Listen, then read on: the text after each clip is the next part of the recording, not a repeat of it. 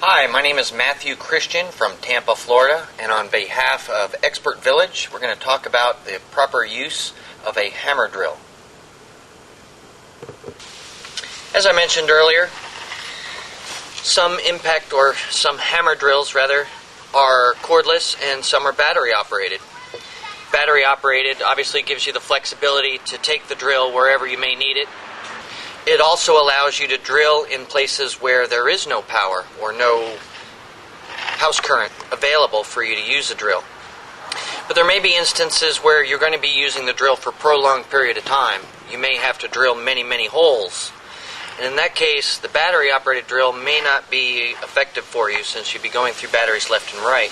So as a result, I would recommend using the corded drill. When using any corded or electric power tool, it's very important to use a proper gauge extension cord.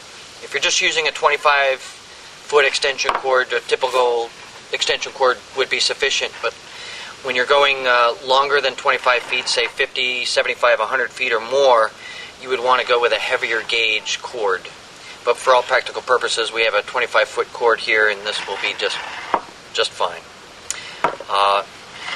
When you go to plug it in, it would be wise to make sure that the drill is not on. This particular model has a locking feature where you could lock the drill on. So prior to plugging it in, I'm going to make sure that the drill is not in the locked on position. And to help prevent our cord from coming undone later, we're going to make a knot in our cord. And then we'll plug it in.